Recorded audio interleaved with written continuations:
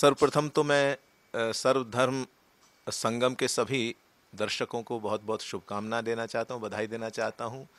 आंग्ल नववर्ष है, अंग्रेजी नववर्ष है, लेकिन पूरे विश्व में कहीं ना कहीं इस चीज़ का हम जानते हैं कि क्या महत्व है।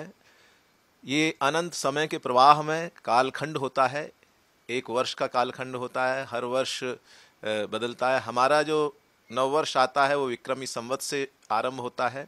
और भी देश में अन्य नववर्ष होते हैं, लेकिन क्योंकि अंतर्राष्ट्रीय स्तर पर अंग्रेजी नववर्ष की एक बहुत प्रधानता है या महत्व है, तो इसलिए हम देखते हैं कि पूरे देश में, दुनिया में नववर्ष इस तरीके से मनाया जाता है। और नववर्ष हर्षोल्लास के साथ मनाया गया और मना रहे हैं लोग। और नववर्ष में हर्ष होना चाहिए, भावनाओं का उत्कर्ष होना चाहिए। और जो प्राकृतिक या किसी प्रकार की व्याधियां हैं, या जैसे कोरोना है या और कोई ओमिक्रॉन अभी आ गया है, या जो भी किसी प्रकार की जो मानव समाज के लिए, मानव के लिए कष्टकारक जो दुखदायक चीज़ें हैं, उनका अपकर्ष होना चाहिए, उसको नीचे आना चाहिए। क्योंकि मानव सभ्यता जो है इस पृथ्वी पे, इस ब्रह्मांड में और कहीं है या नहीं कुछ नहीं जानते, लेकिन हमारी स्वर्ग सरीखी जो पृथ्वी है वो आनंद के साथ मनुष्य यहाँ पर रहें, इस चीज़ का प्रयास करना चाहिए। कभी मैंने कहा था कि जो इस प्रकार के ये वातावरण बना हुआ है जिसमें कि बहुत सारे लोग अपनी जान खो रहे थे या खो रहे हैं, जीवन मृत्यु तो एक अपना अलग विषय है, लेकिन इस प्रकार की जो मैं समझता हूँ जो कोरोना या इस प्रकार की जो बीमारियाँ आती हैं या वायरस आते हैं, उसके कारण जो मृत्यु होती है वो एक दुखदाई विषय है। तो मुझे ऐसा लगता है कि जो भी प्राकृतिक तो नहीं लगता है, ये कहीं ना कहीं कुछ इसमें अलग प्रकार का दिखाई देता है, तो उस चीज़ को समझना चाहिए। मैंने कभी कहा था कि कभी सागर की गहराई में जाने की तमन्ना है, कभी आकाश के तारों को पाने की तमन्ना है, अभी वो सीख ना पाया ज़मीं पे चैन से रहना, सुना है चांद पे भी घर बनाने की तमन्ना है। चांद पे घर बनाने की सोचते हैं, मंगल पर जीवन ढूंढते हैं, और जीवन में जो मंगल है पृथ्वी पर, उस मंगल की बात नहीं करते, तब कहीं कष्ट होता है। विषय बहुत सारे हो सकते हैं नववर्ष के। एक तो रेजोल्यूशन ऐसा बनाना चाहिए, एक कोई ना कोई संकल्प लेना चाहिए नववर्ष के दिन कि आगे आने वाले समय में हम स्वास्थ्य, शिक्षा, संस्कार, समाज के लिए काम करेंगे, धर्म संस्कृति के लिए काम करेंगे। और आने वाला जो वर्ष है, ये पूरा 2022 का जो आ चुका है, आज से आरंभ हो रहा है, 1 जनवरी का दिन है, इसमें हम कुछ ऐसा करें जिससे कि केवल हमको ही खुशी नहीं हो, अपने आसपास के वातावरण में भी खुशी हो। और बहुत सारी समस्याएं आज दिखाई देती हैं हमारे समाज में, उन समस्याओं से जूझने के, लड़ने के लिए पॉलिटिशियंस को भी ये सोचना चाहिए कि भाई वो एक प्रतिनिधि होते हैं समाज के या जनता के, तो जनता के कल्याण की बात क्या किस तरीके से हो सकती है, इस पे भी पूरा ध्यान रहना चाहिए। क्योंकि जब प्रतिनिधि कोई निधि के पीछे भागने लगता है, आप समझ सकते हैं, तो वो संकट का विषय हो जाता है, वहाँ से भ्रष्टाचार शुरू होता है।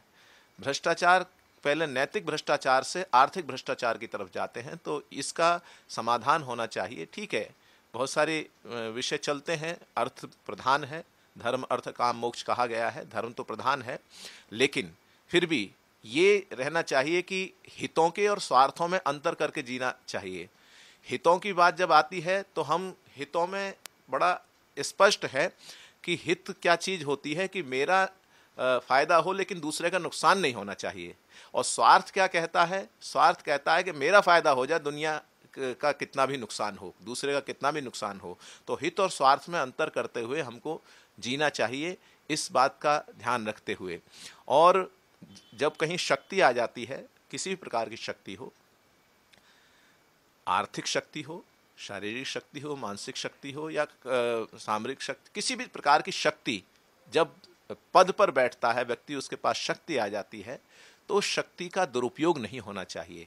मैंने इस पे कभी कहा था, बहुत सारे ऐसे लोग हैं कि जब वो पद पर होते हैं या कहीं बहुत शक्तिशाली हो जाते हैं तो अपने अहंकार में वो दूसरे का अनिष्ट करते हैं, बुरा करते हैं, या उनको इंसान नहीं दिखाई देता है, तो ऐसे में उनको ये याद रखना चाहिए कि मिले कुछ भी ज़माने के लिए नासूर मत होना, बनो कुछ भी ज़माने के लिए नासूर मत होना, उड़ो आकाश में कितना ज़मीं से दूर मत होना, और बदलते वक्त के तेवर कहाँ कोई समझ पाया, कभी तुम शोहरतों के दौर में मगरूर मत होना, कभी तुम शोहरतों के दौर में मगरूर मत होना।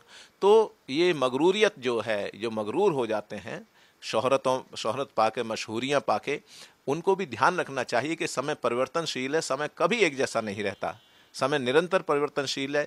एक समय ही क्या, पूरा ब्रह्मांड परिवर्तनशील है। एक छोटे से अणु परमाणु से लेकर विशाल ब्रह्मांड जो है वो निरंतर परिवर्तित हो रहा है।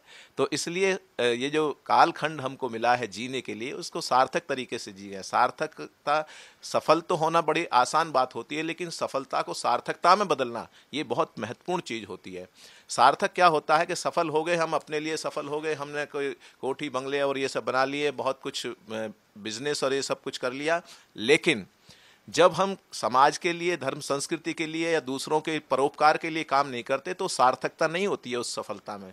तो इसलिए सफलता के साथ सार्थकता भी बहुत आवश्यक है, इस बात का हमको ध्यान रखना चाहिए। और मैं केवल अपने देश के जो हमारे बंधु हैं, बहनें हैं, या अपने देश में रहने वाले नागरिक हैं, उनको ही शुभकामना नहीं देता इस अंग्रेजी नववर्ष की।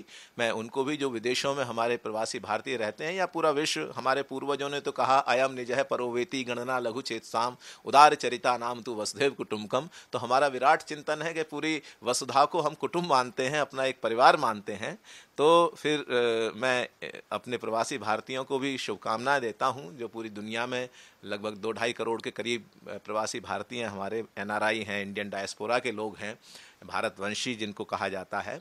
तो उनको मैंने कहा, उनको शुभकामना देते हुए कि परिंदे भूल कर भी कब गगन को भूल पाते हैं, भला गुल भी कभी अपने चमन को भूल पाते हैं, और भले ही स्वर्ग सी सुविधाएं हों परिवेश में, लेकिन वतन से दूर रहकर कब वतन को भूल पाते हैं। तो वतन से दूर रहकर जो वतन की चिंता करते हैं, वतन उनके दिलों में धड़कता है, हिंदुस्तान उनके दिलों में धड़कता है, उस धड़कन को भी नमन करता हूँ। मैंने कभी कहा कि भारत के परिंदों की जग में पहचान तो जिंदा है, और रहें कहीं भी दिल में हिंदुस्तान तो जिंदा है, रहें कहीं भी दिल में हिंदुस्तान तो जिंदा है। वो हिंदुस्तान ऐसे ही धड़कता रहे हमारे दिलों में, और हम जो है तिरंगे की आन बान शान के लिए, अपने देश की पहचान के लिए, अपना जो भी कार्य कर रहे हैं, अलग अलग क्षेत्र में काम करने वाले लोग हैं, शिक्षक हैं, व्यवसायी हैं, या कहीं अधिकारी हैं, कहीं न्यायपालिका में, किसी भी क्षेत्र में काम करने वाले हों, हमारी सबसे बड़ी पहचान ये है कि हम में से हर एक कोई भारतीय है, भारतीय नागरिक है। उस भारतीय नागरिकता का सम्मान करते हुए हमको ये ध्यान रखना चाहिए कि हम कोई भी काम ऐसा नहीं करें जिससे कि अपने आस पास के वातावरण में किसी प्रकार का किसी को कष्ट हो, क्योंकि समाज जो है सभी तरीके के लोग इसमें रहते हैं, और मुझे लगता है कि इन भावनाओं को लेकर हम नववर्ष मनाएं, और इस नववर्ष में हर्ष ही हर्ष हो, और जीवन में सभी के उत्कर्ष हो, और सभी जो है सुखी रहें, किसी प्रकार की बीमारियां नहीं आए, प्राकृतिक आपदाएं नहीं आए, और ये स्वर्ग सरीखी धरती को और स्वर्ग बनाएं हम सभी मिलकर। बस इन्हीं शुभकामनाओं के साथ मैं अपनी वाणी को विराम देता हूँ। कहा तो बहुत कुछ जा सकता है, और मैं चलते हुए इतना ही कहता हूँ, तुम्हारी याद में जब अब्र होगा लाल पूछेंगे, गुजारे किस तरह दिन महीने साल पूछेंगे, और अभी इस खुशनुमा लम्हात को मैं अलविदा कह दूं, मिलेंगे फिर कभी तो फिर तुम्हारा हाल पूछेंगे। बहुत बहुत धन्यवाद, बहुत बहुत शुभकामनाएं, बहुत बहुत धन्यवाद।